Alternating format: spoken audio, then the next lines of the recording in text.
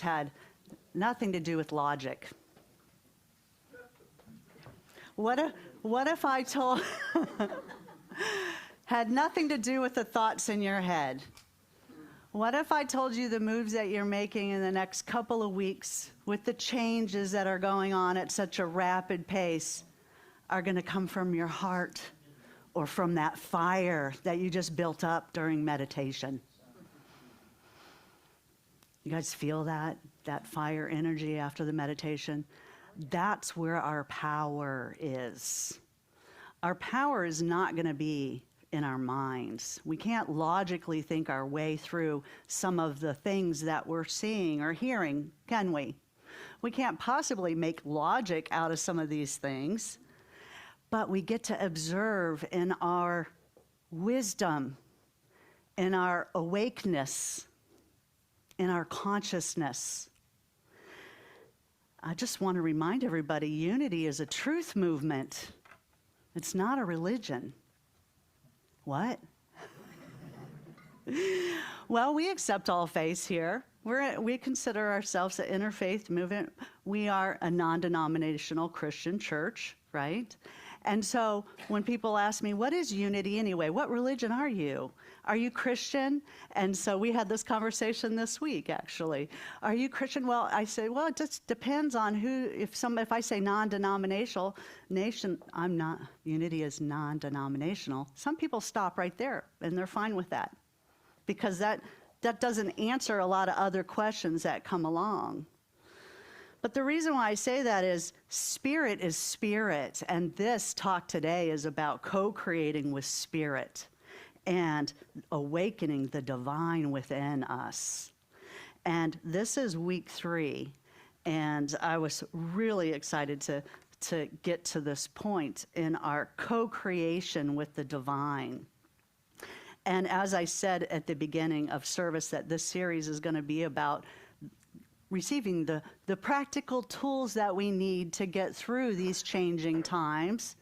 And this does not mean, when we say co-creation, it does not mean herd mentality. It doesn't mean go buy that purse that's been advertised because everybody else is getting it. That's not what co-creation is about. Co-creation with the divine, with spirit, connecting with your inner power. Your inner authority is what we talked about last week. So the spirit, that indwelling spirit within you, and awakening that inner authority, your inner guidance that you already have, the compass, the true compass.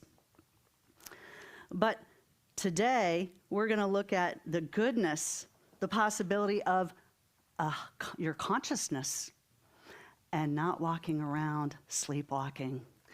And so the conscious awareness of choice is going to be very important for all of us as we move forward when we look at choice as how do we behave, how do we show up, how do we, where do we go, how do we see the world, and what are we going to do next?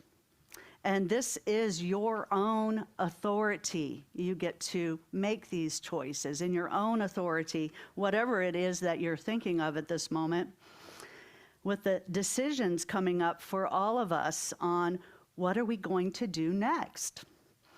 And so remember, what we're going to do next is our truth. What is our truth? Because as we move in our truth, in the truth movement of unity, that's where we get the power. That's where we get the launch pad.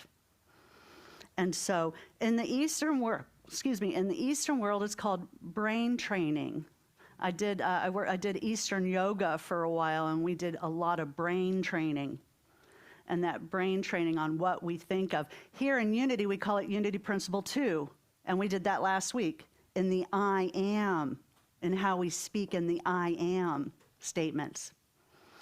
So we can speak positively, which is our movement here, or we can speak negatively. But in the I am is an affirmative statement, which is a positive statement. And so we are speaking in an unlimited way. and in the way that where we don't see the limitations, but we see the possibilities. And that is an awareness that we all have here, and we all are thriving in our own truth. Because it's easy for us to say, well, I can't do that because X, Y, Z. Or, you know what, we can think of reasons or excuses, but affirmative thinking and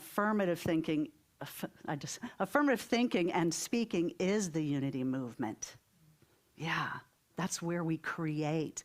So co-creating with the divine means that we're bringing in our creative energy.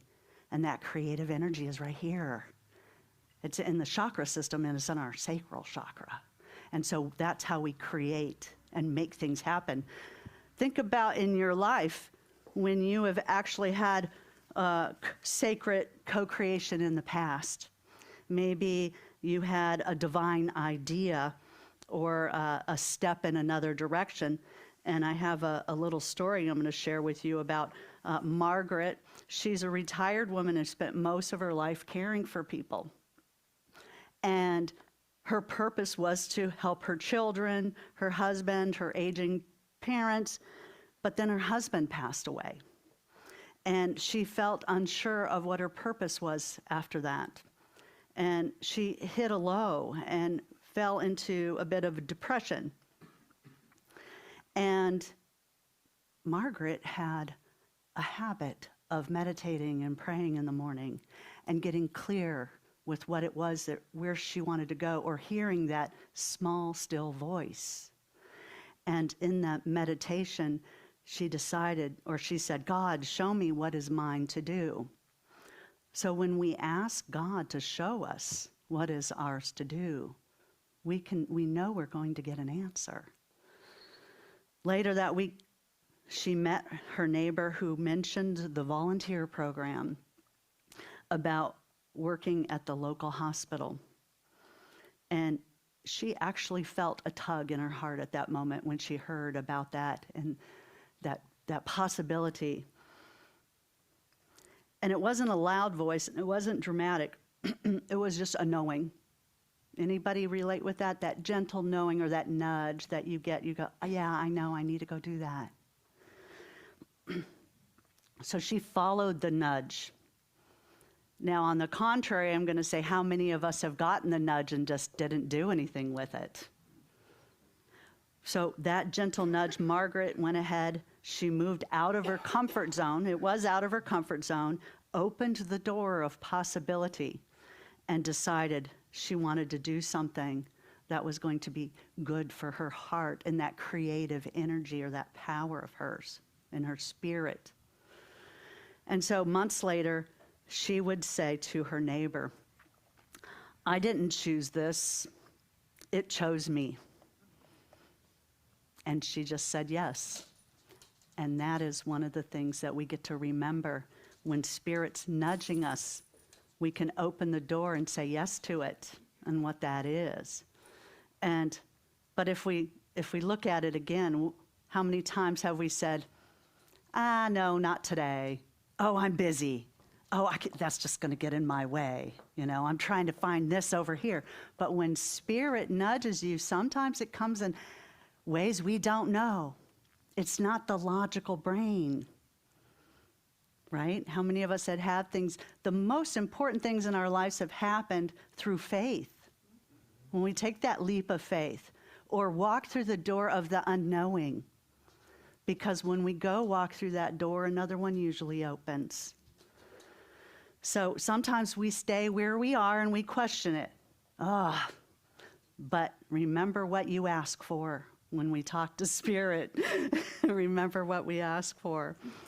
We had the vision board yesterday. It was amazing. Julie, thank you so much for a wonderful workshop yesterday. And we had 24 people in here. We completely transformed the room. And all the creative energy that was in the room here on visualizing our dreams and putting them down on paper, it was amazing. It was amazing.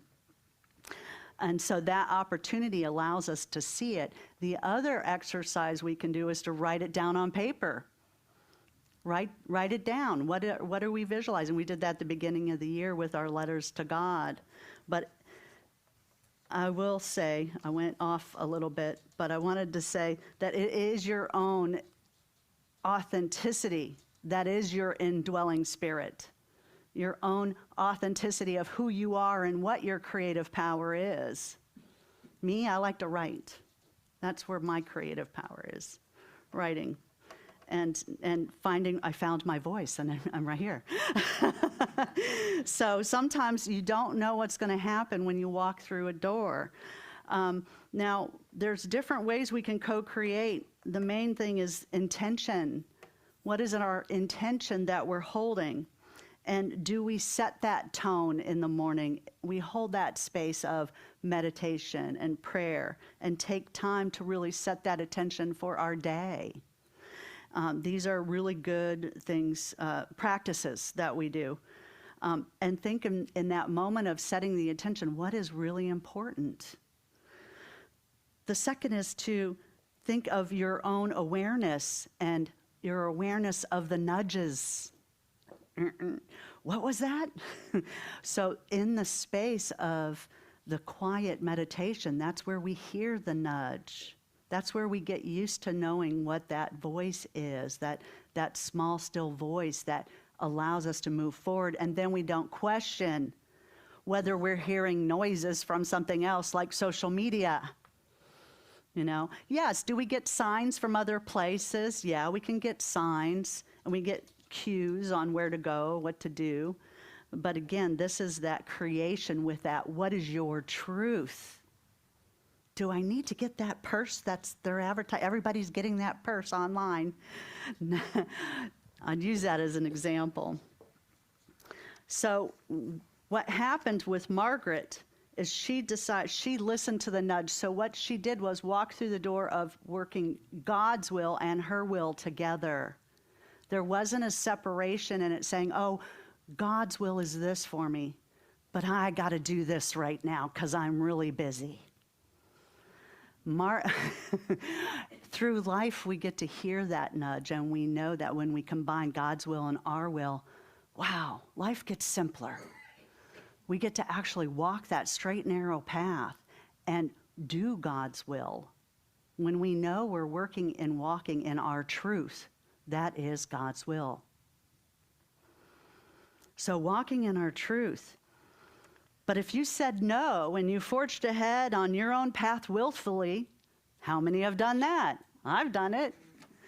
And so on your own path willfully, maybe we go the long way around, but we end up on the straight, narrow path. It's like sometimes we take the long way home. So that song, I love that song. But as we imagine life, we don't, with God's will, we don't need to bargain with ourselves anymore. You know that last week we talked about having that inner fight or that inner struggle. Once we realize that that inner fight is wasting our time and our energy, especially when the exterior world is changing so rapidly. And every day now, things are changing. So with our higher consciousness, we raise the consciousness. This is where we co-create in our awareness of consciousness. Genesis 1:2-7 says, God created man in his image. That's right. We are human, and we have a relationship with the Creator. All this AI is not going to have a relationship with the Creator like you do. And it's moving fast.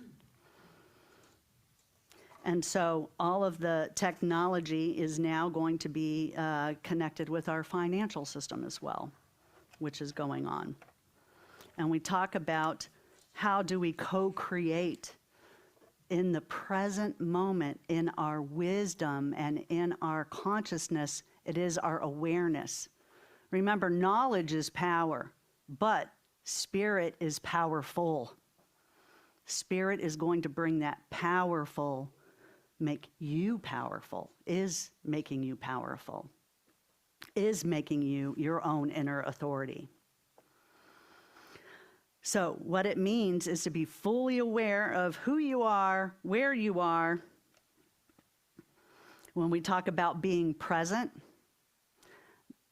there's a little oxymoron that can happen. We can think, okay, well, what if I'm just present here today? Does that mean I'm going to meditate all day long and not go out and live in the world? Living in the present, that's what we do in meditation, is we get really present in the here and now. And those nudges sometimes are giving you the idea of what to do next. The nudge that you get is, okay, that was a clear voice. It was a clear sign. It was a clear awareness. My mind is clear. There's nothing distracting it. And so that's living in the presence, is having a clear mind. It doesn't mean that I'm going to stop everything that I'm doing because we do need to move forward. We do need to move forward. We're going to spend a lot of time on that next week when we get into the fourth part of this.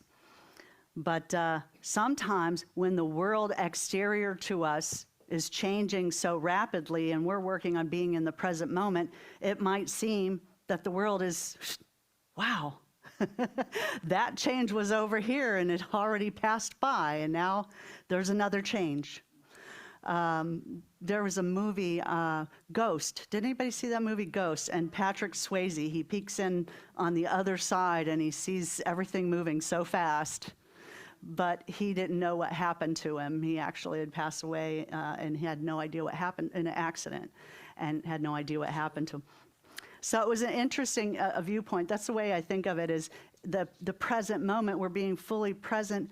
And the external world, as it moves faster, we get to remember we can stay present, but we still have to move into action ourselves. So we can't just sit on the mountain. We got to move into action and listen to those nudges on where these changes might take us, or where we're going, or what we're going to do, as we feel and hear the rumble of the change. The rumble of the change is happening. So I have a story for you that I wanted to share way back, and this is a change that I went through, so you guys are going to hear a little bit about me and why I'm right here. So it was back in 2008 recession, and I had, at that time, it was 2007 and 8, and I had worked previously in the corporate world, and I had saved up money to put in an IRA. Well, in 2007 and 8, I was, what happened then? We had a recession. We had a really big recession, and it was, I was working in the field of real estate, and it was a real estate recession. Everybody's house prices were, and a lot of people were out of jobs. And so, myself included, my salary went down to a third of what it was. And I had 3 teenagers in my house, and it was expensive. And so I went to call on my IRA so I could pull it out, so I could use it. And I called a financial advisor. There was no way of getting a hold of the financial advisor. And then I called the IRA, the company that made the statements, because I was getting my statements every month, so I knew it was there. And then all of a sudden, I said, I can't get a hold of the financial advisor. And they said, we don't have him on record here. And I said, oh, really? I said, well, I want to make a withdrawal. I'd like to use this. And that was hard enough. I went inside and did the meditation, and I got that nudge, go ahead and use your IRA right now. It's okay. That was the nudge. And so it was a big nudge to get to that point.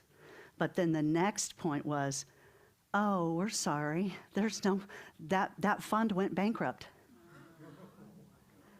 And so from 1985 to 2001, I had saved money with my paycheck. It was a 10% contribution, 401k. So that happened to me. And I share that story. There's no accident. I'm right here telling you guys the story, not out of fear. Because what happened next for me is, what did I do again? I went inside even more, because I was in disbelief. I didn't believe that could happen. I did not believe it could happen. But I had an awareness at that time given to me. And so one thing that we know about conscious awareness is one does not become enlightened by imagining figures of light. One becomes enlightened by making the darkness conscious. And that's a Carl Jung quote. I love him. He's does a spiritual psychologist. But so that was a surprise for me. So I had to go within and figure out what I was going to do and got creative. So my creative power came into play. It was the fire that came in and started working and praying and having a strong relationship with God with my intention of what I was trying to accomplish. Not the how, not the instrument, not the external world, but it is the internal of what is your intention. So it's really important that we get to set our intention and move forward in that and know that that is what takes us through. It's not what the physical, logical world is. That's going to be most important. And so I invite you as we go through this week and we hear all the changes in the news and you hear all of the information that's out there. All the changes that we're going through are really big. They're not little. And so we get to actually move with those and hold that inner flame as we move forward in our inner authority of what is ours to do. Because this present moment can't be prolonged. We can't sit in the present moment. We get to take action. And that is what we do with our inner authority and with a strong, courageous, getting out of our comfort zone spirit. Margaret got out of her comfort zone. You know, we get in situations where we're out of our comfort zone, but if we let our emotions lead the way, remember, spirit protects our emotions that we talked about last week. Spirit's always protecting our emotions, and so our spirit leads the way. And with that being said, how fast-paced we are in right now, our present moments are moving and changing because, here, what did I write down here? Tomorrow will not be like today. Tomorrow is changing, and yesterday is gone. And the fast pace of the world around us is not stopping for us. So we get to actually be in the present moment in the midst of changes as they occur. So we are going to feel lighter. We're going to feel like we want to be lighter, less density, and to move with the changing times. And the fleeting thought you have today may not be the fleeting thought you have tomorrow. The present is only right now. And that's what we have today. The present moment is find out what it is that calls you. And so we've got a great one next week. I'm going to finish that story for you. But we have a couple affirmations I'm going to share with you as we go on. The second scripture I have is, in all your ways acknowledge God, and God will direct your path. And that is in Proverbs 3:6. The affirmation we have together, we can say, I co-create my life with divine wisdom and guidance. Ready? I co-create my life with divine wisdom and guidance. And so it is. God, thank you. Thank you so much for being with us today and allowing us to co-create with you and just to tap into our creative energy and know that the source energy of spirit resides within us. And we are grateful for this connection. Amen. Amen. All right. So thank you all.